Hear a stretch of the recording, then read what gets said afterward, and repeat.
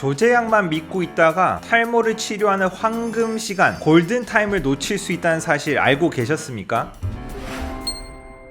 안녕하세요, 닥터 클라우드입니다. 요새 5년, 10년 정도 조제약, 흔히 말하는 탈모 성지약을 드시면서 계속 모발도 가늘어지고 탈모가 심해진다고 저를 찾아오는 분들이 늘어나는 추세입니다. 이런 분들을 보게 되면 가장 안타까운 것은 탈모 치료를 함에 있어서 프로페시아 계열 약을 복용해야 되는, 즉 피나스테리드 약을 복용해야 되는 시기가 있고, 탈모가 진행됨에 따라서 두타스테리드, 흔히 알고 있는 아보다트 약으로 약물을 변경해야 되는 시기가 있습니다.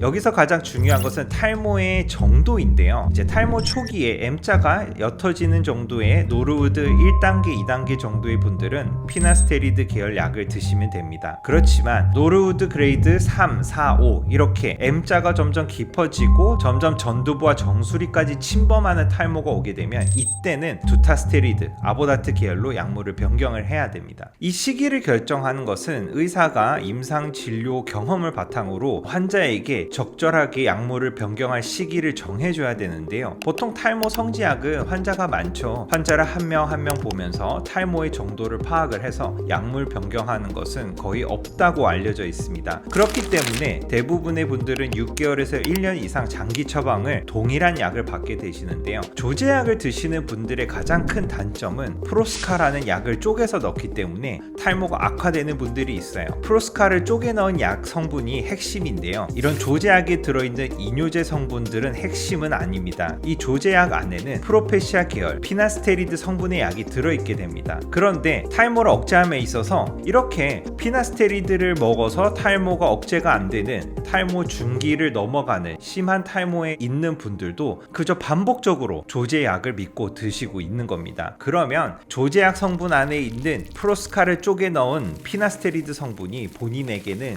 약한 탈모약이라는 거예요. 그래서 조제약만 믿고 5년, 10년, 20년 약을 드시는 분들 정말 속상한 경우가 많아요. 이 약 성분 하나를 제대로 선택하는 것이 다른 부가적인 조제약을 드시는 것보다 더 중요합니다. 피나스테리드를 복용해야 될 시기에는 피나스테리드, 두타스테리드를 복용해야 될 시기에는 반드시 두타스테리드로 약물 변경을 하셔야 됩니다. 두타스테리드로 적절한 시기에 약만 바꿨어도 탈모를 억제할 수 있고, 모발 이식을 대량 이식할 필요가 없는 분들이 있는데 대량 이식을 해야 되거나 탈모가 너무 진행돼서 수술도 어려운 경우에 처하는 분들이 있습니다. 그런데 어느 시점에 내가 이 효과가 없는지를 알아차리는 것 자체가 사실은 좀 어려워요. 주관적일 수 있지만 가장 중요한 것은 두피가 비치기 시작하거나, 예전에는 헤어스타일링이 잘 되는데 머리가 폭폭 가라앉아서 헤어스타일링이 안 되기 시작하는 시점이 있어요. 이런 시점이 되면 반드시 의심을 하시고 탈모 전문으로 진료를 보는 곳에 가셔서 진료를 받은 후에